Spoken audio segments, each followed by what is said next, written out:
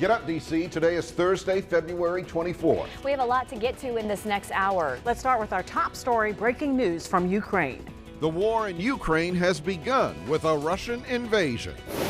That sounded like a fighter jet overhead. I'm monitoring this breaking situation as it changes minute by minute what Russian President Vladimir Putin is saying and how the U.S. and the UN are responding. This invasion has international implications, including here in the U.S., how it's only adding fuel to the fire when it comes to rising gas prices.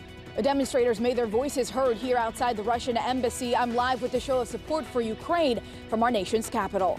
The support doesn't stop there. Countries across Europe are backing the Ukrainian people. We'll have a live report from outside the United Nations where calls for peace are ringing out. President Putin, in the name of humanity, bring your troops back to Russia. It is 6 a.m. and breaking right now. Russia's invasion of Ukraine is underway. You're looking live at the Ukrainian cities of Kyiv and Kharkiv. People all over the country saw and heard explosions overnight. Russian President Vladimir Putin announced the start of the military operation in a pre-dawn speech. And as Russian troops enter the country, Ukrainians are being forced to flee. So how much has happened since you went to bed? We have our entire team working to bring you the very latest breaking details this morning. We also get a live report from the United Nations where members held an emergency meeting overnight. That is all coming up in the next 15 minutes. First, we need to start with your forecast. There are some big changes. Caitlin is tracking the chances for freezing rain in parts of the area.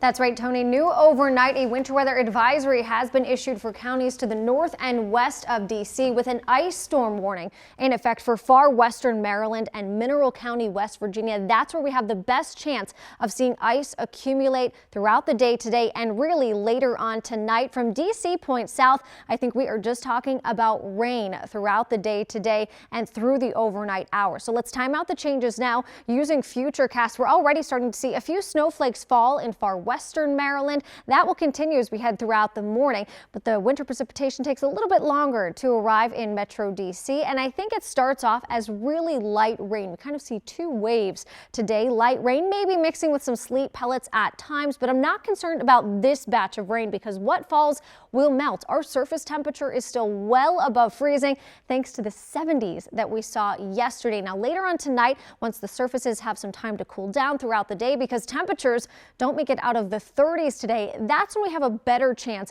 of seeing some slick roads north and west of DC and maybe some minor ice accretion on your car and tree branches. This is right around 1 p.m., mainly cloudy and mainly dry. I don't think we see a whole lot in terms of rain and freezing rain throughout the day today. It's later on tonight after the evening commute, so great news there that we see some steadier rain and freezing rain develop. This is 10 p.m. You can see DC down through Manassas, La Plata, and Fredericksburg. Just talking about rain, but Leesburg, Martinsburg, back into western Maryland, that's where we could see that prolonged period of sleet and freezing rain. By tomorrow morning, most of the moisture has cleared out. We will have a few scattered showers around Friday morning, but with temperatures above freezing, we are just talking about wet and not icy. Great news there, Michelle. Is that your morning commute, those driving conditions are in good shape. We're taking you outside in Maryland for a live look of BW Parkway. This is right near Powder Mill. We're seeing a good flow of traffic in both directions, and that's really the case for all of our major roadways in the DMV, but we are monitoring a couple of minor crashes starting off in Northeast DC. There's a wreck on 17th Street right near Montana Avenue with some minor slowdowns, and then in Sterling, Virginia, there's a wreck on Potomac View Road right near Route 7. Looks like those delays, though, have cleared. All right, here are your Maryland travel times. 95 southbound Laurel to the Beltway, looking good this morning at 7 minutes. Guys?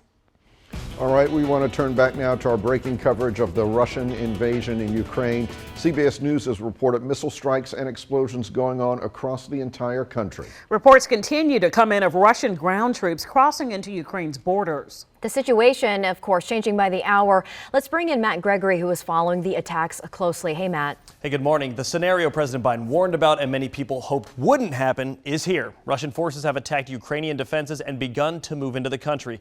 And we can report at this hour, Ukrainian officials say so far, at least 40 people have died from the attacks. But how did it all come to this? Well, this started over a dispute in the Donbas region of Ukraine. Donbas is situated along the Russian border. Now, for years, Russian separatist military groups have attacked Ukrainian defense forces here. But earlier this week, and this was the turning point, Russian President Vladimir Putin recognized the Donbas region's independence from Ukraine based on the support from those military groups. Now, this happened despite these forces occupying a small portion of the region.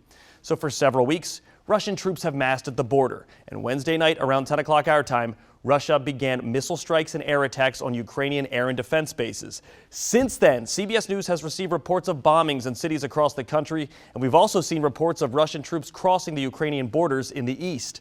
President Putin announced the military strikes earlier in a press conference, saying he has no intentions of occupying Ukraine, but he warned if other countries attempt to interfere, there will be consequences the likes of which they have never seen.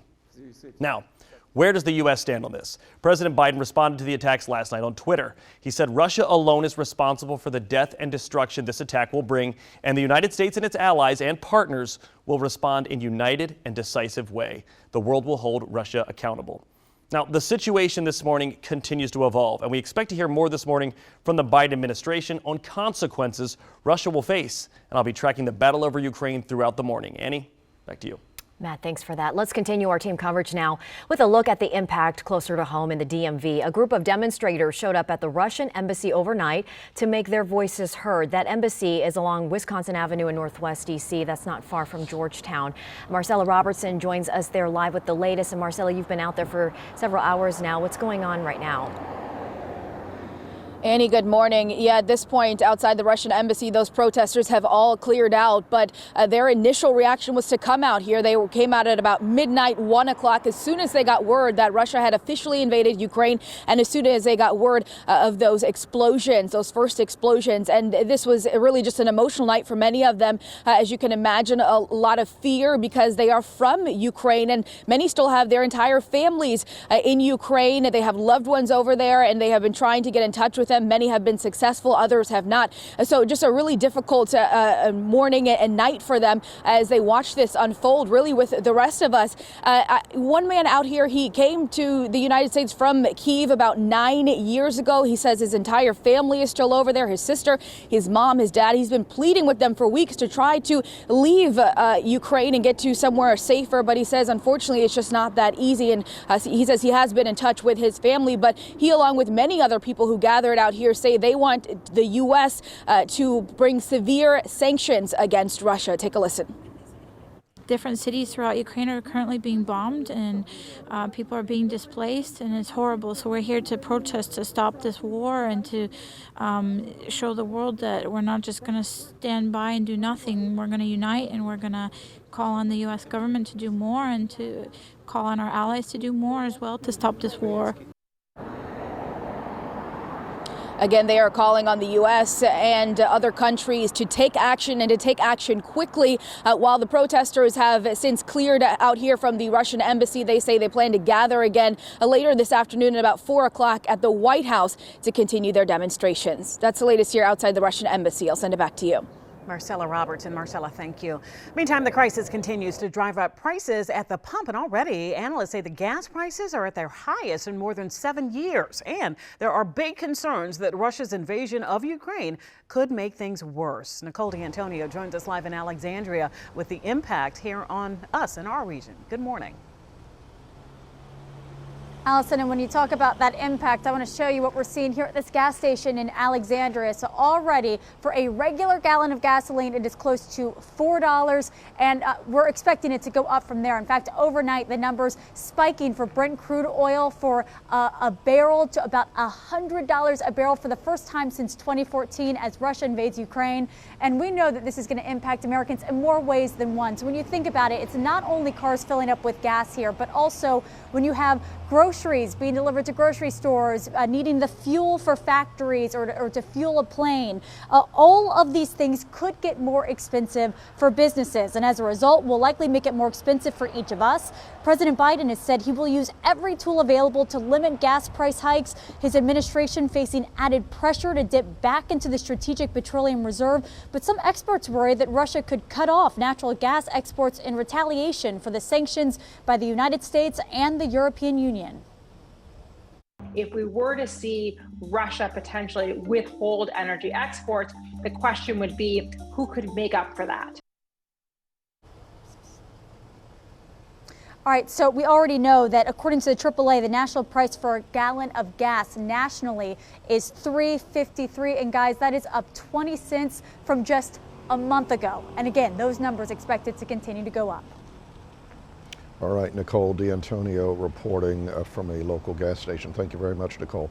Obviously, the impacts, the potential impacts from this war are wide-ranging around the world, in the United States and here in our region as well. And that's one thing that people really don't want to see is rising gas prices. Oh yeah, I mean rising gas prices, rising everything across the board.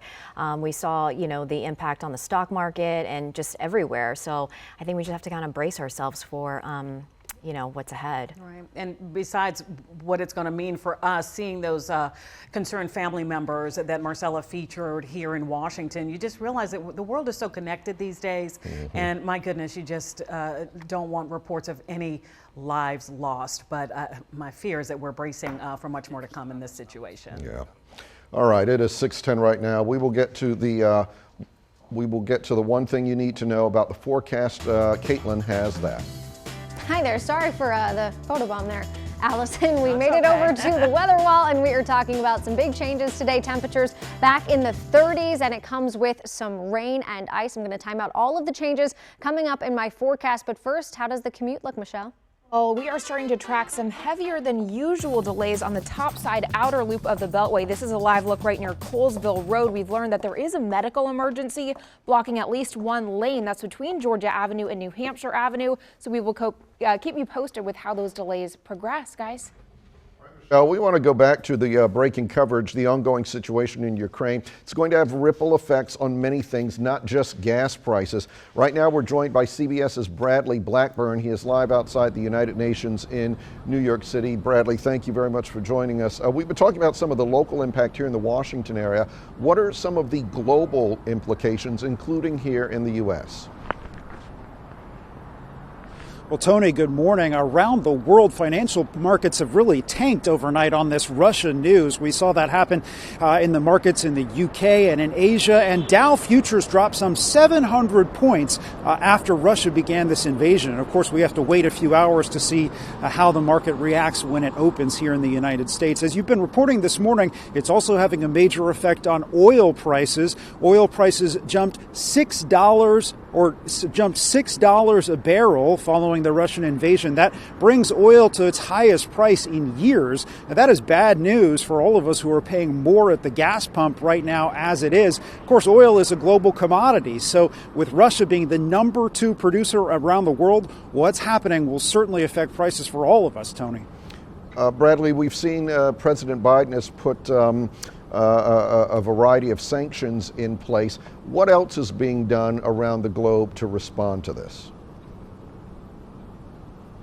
Well, the UN continues to hold emergency sessions over this. They had their second meeting of the Security Council last night, an emergency session that was happening right as the first explosions were being reported in Ukraine.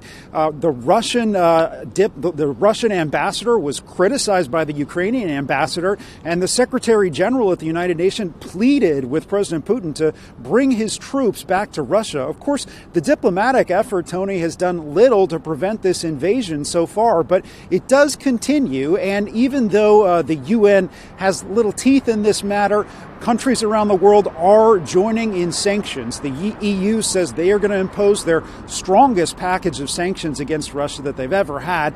So many countries are joining in this effort. What will be interesting to watch is how China responds to that. This morning, Tony, there are reports that China has agreed to purchase Russian wheat, and that could weaken some of the impact of American sanctions, European sanctions. So that's something to watch as this all unfolds. And Vladimir Putin says he doesn't want to occupy Ukraine. So what's the end goal? He just wants the eastern part of the country? He's going to take over all of the country? What's he looking for? That is the big question right now, Tony. And really, we are in the middle of the fog of war here as attacks are reported across Ukraine, shelling, explosions, Russian tanks rolling in across the border. But it is not clear at this point in time what President Putin wants out of this confrontation. We know that he has a vision of the former Soviet Union being restored in some way. And so this plays into his worldview. It's also interesting that the Russian president in his comments said this is about the demilitarization and denazification of Ukraine. What he's doing there, Tony, is referencing some Russian propaganda that suggested that Ukraine was controlled by neo-Nazis. Of course, there's no evidence of that, but that is what the Russian public is being led to believe, and President Putin is using that as justification for this invasion. All right, Bradley Blackburn reporting from New York. Thank you, sir. We appreciate it. All right, of course, we're going to be following this breaking story throughout the morning. If there are any updates during this broadcast, we will bring them to you. You can also find all of our breaking news coverage on our website and on our app, the WUSA 9 app. Download it now. 6:15, we'll be right back.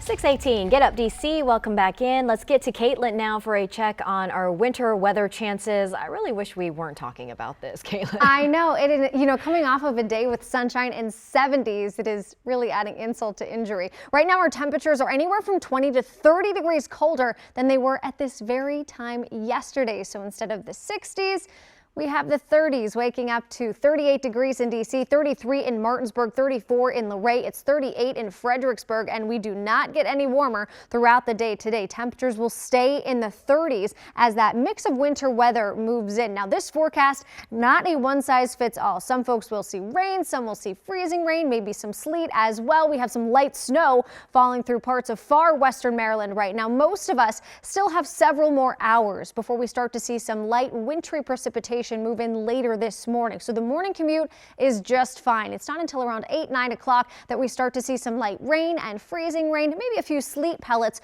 fall later this morning. And most of what falls this morning will melt. The surface temperature is still well above freezing thanks to the 70s that we had yesterday. I think later tonight is when we have a greater concern of seeing some minor ice accretion for areas north and west of D.C. But most of the afternoon is just cloudy, maybe some passing showers or sleet pellets from time to time. But the main wave of moisture moves in later this evening. This is 10 p.m. You can see D.C. points south, just rain. It's areas to the north and west where we'll see sleet mixing with freezing rain, and that's where we could see some slick roads overnight. But I think by tomorrow morning, temperatures are above freezing. A lot of roads are just wet. The biggest concern is in far western Maryland and West Virginia, where we do have that ice storm warning in effect. By tomorrow morning, a few lingering scattered showers, but the rain clears quickly. We'll see sunshine by late morning, and the wind will really start to whip up. But thankfully, the wind tomorrow comes with some warmer temperatures. We're up to 52 for a high temperature on Friday, slightly cooler for our recycle day on Saturday, a high temperature of 45. It will be blustery once again. Sunday's the pick day of the weekend, back in the 50s, and right now most of next week looks pretty nice. Michelle? All right, Caitlin, and come recycle with us on Saturday. We are so excited. We are now taking you outside for a live look from Sky 9 over the Beltway, showing us that slow flow of traffic on the outer loop right near Georgia Avenue and Holy Cross Hospital. So the good news is that earlier medical emergency we told you about right near Georgia Avenue has cleared up, but traffic is slow to recover as we did have a lane blocked. Going now to Southeast DC, we have a crash on DC 295 southbound right near the 11th Street Bridge and tracking delays back to Burroughs Avenue. I do want to get to your Virginia travel times. Looking good here on 95 North, Fredericksburg to the Mixing Bowl right now, 40 minutes on the dot. Tony? All right, Michelle, thank you. 6:21. We have all heard of Bring Your Kids to Work Day, but what about your mom? Allison will have the sweet moment everyone is talking about. My mom. I'm just getting pictures in my head now. Great moment. That's coming up in our second Get Uplifted. We'll be right back. It is 6:24 now on this Thursday. Get Up DC. With so much heavy news today, we wanted to share a bright spot. Take a look at what happened to a reporter in Ohio when he was just trying to get some work done. This is my mom. Hold on. Hi, baby. I'm trying to work right now. You over there calling my phone. This is D'Angelo. You can say hi. And don't be holding up traffic because you got cars behind you. Did you record that? is the mom in all of us. I love her. So the reporter Miles Harris posted his mom's little visit on social media, and as you can imagine, the internet loved it. And I just looked into this a little bit. Like, I think he just went back home. He had been working elsewhere and was happy to be back home, and his mama is happy too. That's her baby. She has to say hello to her baby. Hey, baby. I love her. And I love him. I love his reaction to it. Right, yeah. Oh, that's great. Cheered me up yesterday. I couldn't when stop saw watching this. it. Yeah. So cute. All righty. Let's get back to the weather. And I wish we were talking about 75 degrees today, but we're not, Caitlin.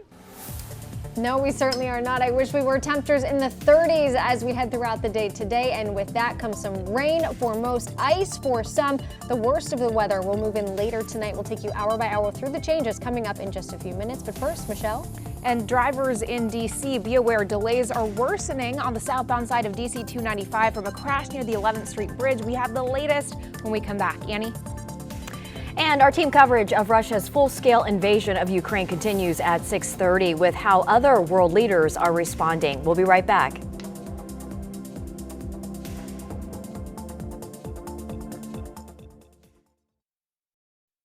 Get up, D.C. Today is Thursday, February 24th. We have a lot to get to in this next hour. Let's start with our top story, breaking news from Ukraine.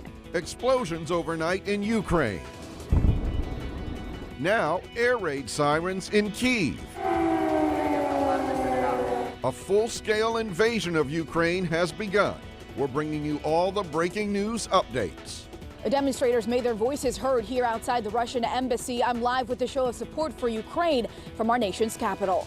Winter weather is back. We're under a yellow weather alert for ice. I'm tracking the cold temperatures and the chance for freezing rain today. I'll time it all out.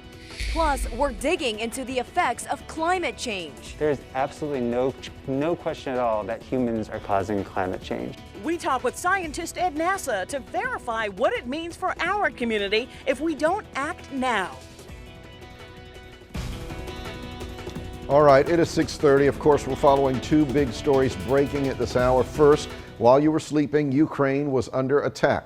Russian President Vladimir Putin announced a military operation in eastern Ukraine late last night, and within hours, explosions were heard in multiple cities. We have full team coverage ahead. Our other big story is the changing weather. Temperatures have drastically dropped since this time yesterday, and today we could see even some freezing rain. We're under a yellow weather alert because of it. Let's get right to it. Caitlin McGrath is here with the latest timing.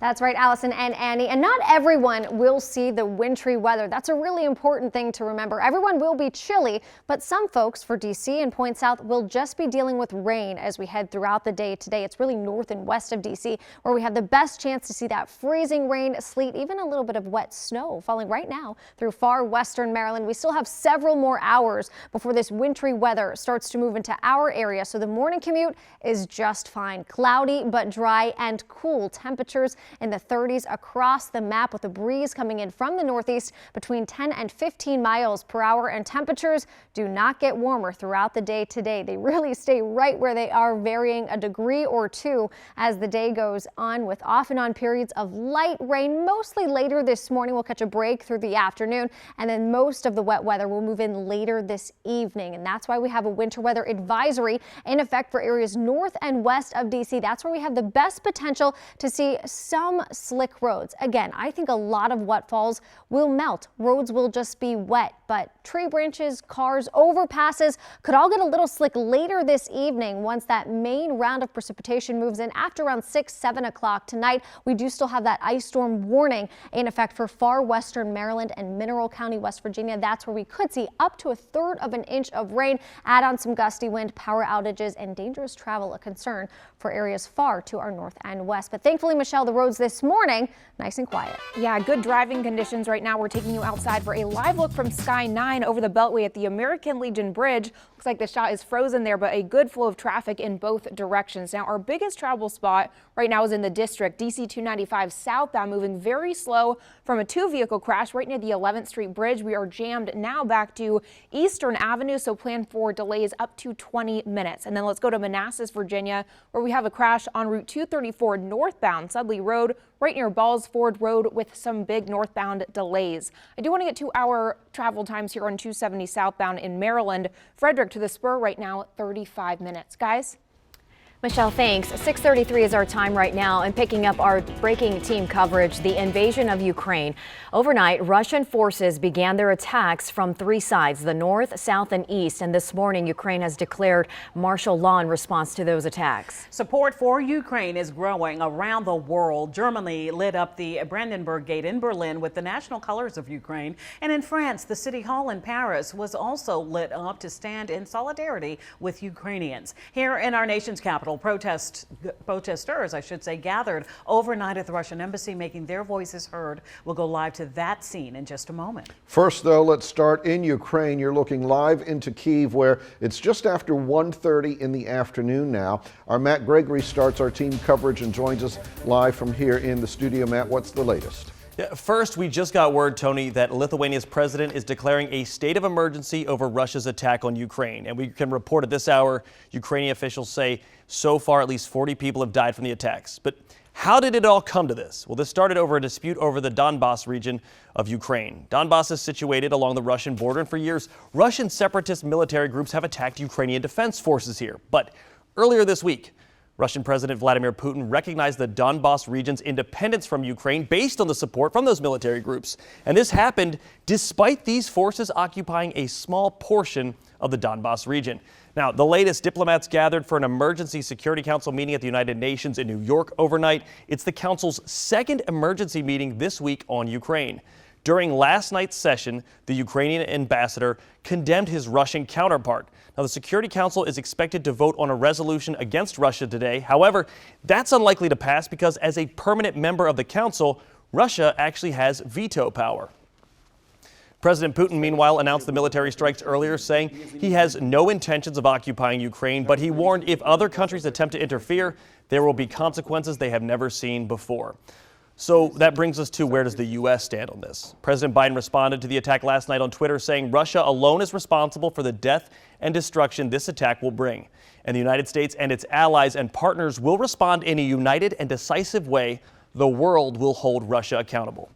So the situation continues to evolve this morning, and we expect to hear more from the Biden administration on potential consequences Russia will face. Back to you. Matt, thanks so much for that and staying on top of this. Here at home, protesters in support of Ukraine gathered overnight in D.C. to protest the actions by Russia and President Vladimir Putin. They were camped outside the Russian embassy in Northwest D.C. for hours since shortly after the attacks in Ukraine began. Our Marcella Robertson is there now and joins us live with the latest. Marcella. Hey guys, good morning. Well, those protesters have since cleared out here from the embassy, but they came out here at about midnight, 1 o'clock, after hearing the news that Russia had officially invaded Ukraine and after hearing the news of those initial explosions. This was a very emotional night, emotional morning for a lot of people that I spoke with. You could see tears in their eyes. You could really sense the fear that they have. And the reason is because they are from Ukraine. Many of them have family members and loved ones that are still over there that they have been trying to get in touch with over the last couple of hours or so. Many of them have been successful, others have not. I spoke with one man who says his entire family is still over there, his sister, his mom, his dad. He's been trying to plead with them for weeks to try to leave Kyiv, where he is from as well, and to try to go to somewhere safer. But he says it's just not that easy to pick up your entire life and just leave without knowing what is to come. So he and many other people who gathered out here today are calling on the U.S. and other countries to impose severe sanctions against Russia. Take a listen. Tonight, I was calling my sister and she woke up at 5 a.m. in the morning because of the explosions. And I didn't know what's going on. She couldn't tell me what's happening. She didn't know. There was nothing on the news. There's nothing stopping them from just grabbing more territories and invading more troops and that. So something really radical has to happen. And it really is heartbreaking speaking with some of those people, listening to the fear and concern they have for their loved ones still over there. Again, many of the people that gathered out here outside the Russian embassy are calling on the U.S. and other countries to take action and to take action quickly. And while those protesters have since cleared out from here, they say they plan to gather back later this afternoon outside the White House to continue their demonstrations. That's the latest here outside the Russian embassy. I'll send it back to you. All right, Marcella, thank you very much. We, of course, will be watching this breaking story throughout the day. If there are any updates during this show, we'll bring them to you. You can find all of our breaking news coverage on our free WUSA 9 app. All right, 6:38. Let's get back to Caitlin McGrath for a check on the winter-like weather after temps in the 70s yesterday. That's right, Tony. Our taste of spring is out of here. Temperatures are back in the 30s, and that's where they'll stay throughout the day today. We're also tracking rain, freezing rain, and sleet. I'll time out when we could be dealing with some slick travel coming up in my forecast. But first, thankfully, the roads are dry now, Michelle. Yes, Caitlin, and we now have a traffic alert for Virginia commuters utilizing 95 northbound this morning. We've just learned of a crash in Dale City. This is right near Opitz Boulevard. The left lane is taken away, so those usual volume delays are moving a bit slower than usual. Al? Thank you so much. Coming up, still ahead, the causes and effects of climate change can be complex and confusing. So we went to scientists with the NASA to verify how humans are a driving factor of this problem. And that's all new for you coming up in just 3 minutes.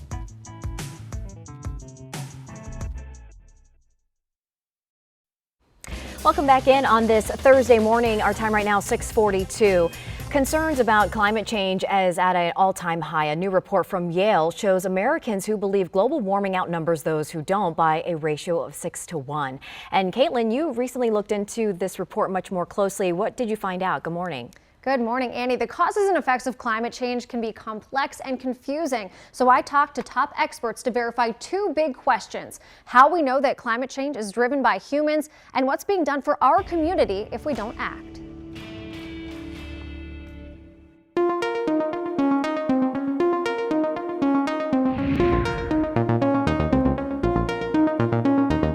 There is absolutely no question at all that humans are causing climate change. Ryan Kramer is a research scientist with NASA. He's our first expert source, and it's his job to study climate models and satellite observations. I take satellite data and I analyze it to study energy balances in the atmosphere, changes in precipitation and moisture in the atmosphere to try and understand climate change.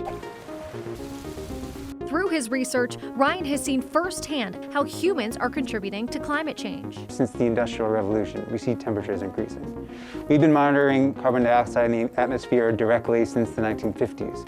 That's increasing. We have satellite information that tells us it's changing. We know that what's going on right now is unprecedented, and we know it's being caused by humans. Here's how we know. It's all about our greenhouse gas emissions. As we add more greenhouse gases to the atmosphere, they're trapping energy from leaving and escaping out to space, right? So instead of escaping out to space, that energy is being returned down to the surface and warming the planet. Most activities that humans partake in have some sort of effect on the climate. This is a 2019 report of direct greenhouse gas emissions across different industries from the Environmental Protection Agency. As you can see, power plants are responsible for nearly 9 times more greenhouse gas emissions than any other sector. Both the Potomac and the Anacostia River are tidal rivers, meaning that they rise with the ocean tides.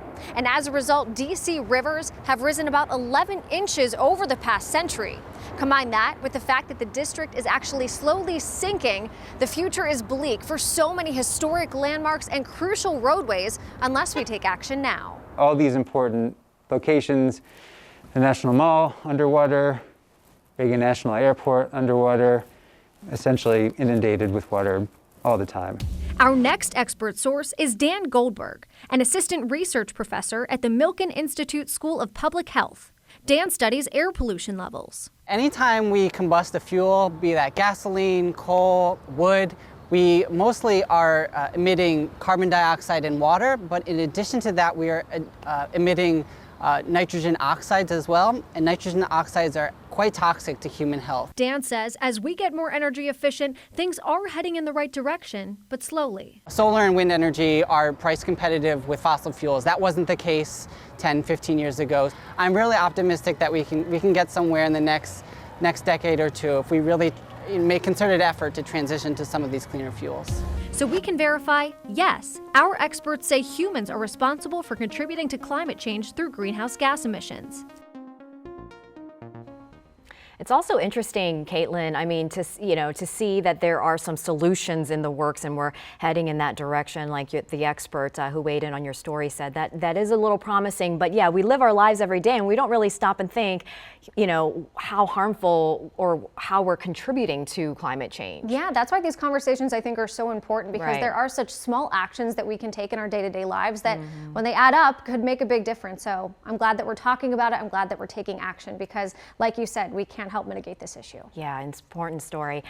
So how's our forecast looking today? The forecast looks nowhere near as nice as yesterday. We had 70s and sunshine. Today we are back in the 30s and talking about a wintry mix on the way. So take a look at the temperature change from this time yesterday. We are anywhere from 20 to 30 degrees colder than it was at this time yesterday morning. I said leave your jacket at home. Our temperatures were in the 60s. That puts our temperatures right now back in the 30s. It's 38 degrees in DC, 33 back towards Martinsburg, 34 in Luray, 38 the current temperature in Fredericksburg, and our temperatures do not climb throughout the day today. We will stay in the 30s. That's what's going to bring in that wintry mix and allow some freezing rain and sleet to fall a little bit later this morning. Right now, most of the precipitation is very light and off to our west of 81. We still have a few more hours before we start to see rain and sleet and even some freezing rain develop for our area. And it will come in two waves. We're talking about one wave later this morning, and it will be very light in nature. I think a lot of folks will just see some light rainfall.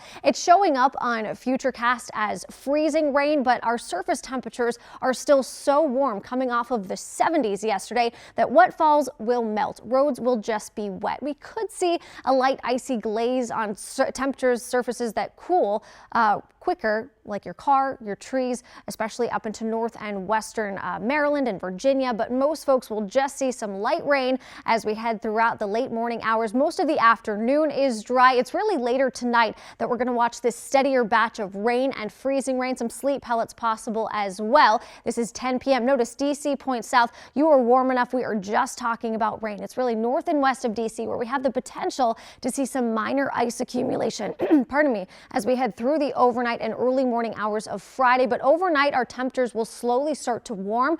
That will just bring in some showers for Friday morning. I don't anticipate any issues for the Friday morning commute. The bigger concern will be if you have to be on the roads later tonight. By late tomorrow morning, the clouds will clear, sunshine is back, and it will be quite windy. So how much ice are we talking about? For many folks, I don't think you see any at all, but it's areas far north and west of DC, Hagerstown, Martinsburg, far western Maryland, where we could see some minor ice accretion, trees, power lines.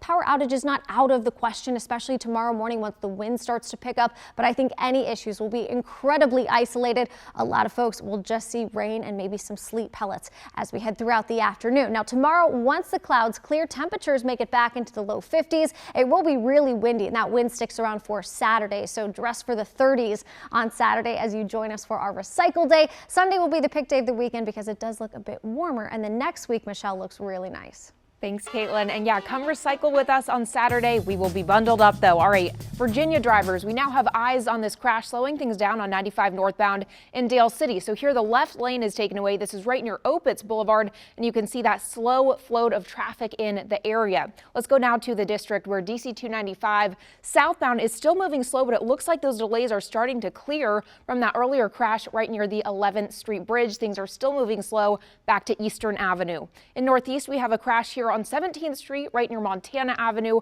with minor delays. And then let's go over to Manassas where we still have northbound slowdowns on Route 234 Sudley Road from a crash right near Ballsford Road. And then checking in with our drive times, 95 northbound here in Virginia, Fredericksburg to the Mixing Bowl up to 45 minutes. Tony? All right, Michelle, thank you. We are continuing to follow the breaking developments out of Ukraine as you're looking live into the capital city of Kyiv. We will be back with an update in just a moment at 6:50. Get up, DC. It is 6:53. Let's get to breaking news. An update in Ukraine. Russia's full-scale attack on Ukraine is now underway. Just a little bit ago, we learned Lithuania's president is declaring a state of emergency over the attack. Russian President Vladimir Putin announced the start of the offensive in a pre-dawn speech. The White House has condemned what it called an unprovoked and unjustified attack.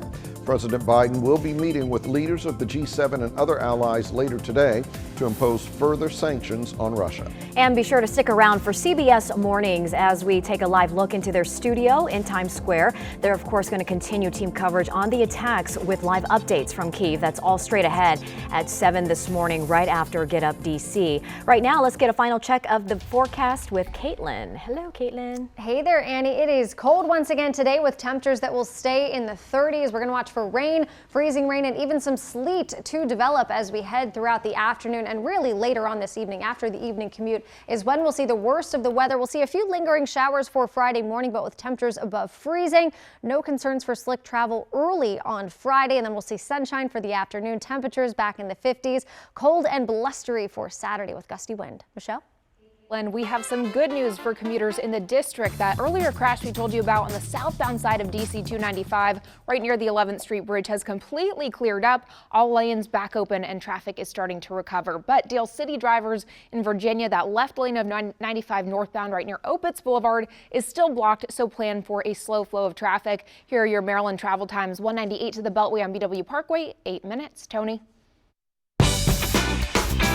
Well, as we've been following all morning, Russian forces are engaging in a military operation in Ukraine. The conflict in Ukraine is deeply concerning on so many levels. Some have said that this could result in the bloodiest conflict in Europe since World War II. That is very scary. Just last night, President Putin told the West to stay out of Russia's business by threatening, quote, consequences they have never seen if they interfere with the military operation that he has ordered. Back home, President Biden has very difficult decisions to make. Already, he's levied sanctions against Russia, but at some point the question will be asked if just sanctions are enough. At some point, the president, who is dealing with plenty of issues here in the U.S., will have to decide if, just months after pulling troops out of Afghanistan, he needs to send our service members into combat in Eastern Europe. And he'll have to make the decision knowing that if he does commit to sending troops, retaliation from Russia is very possible. All of this while former President Trump and Republican leadership continue to undermine President Biden's administration.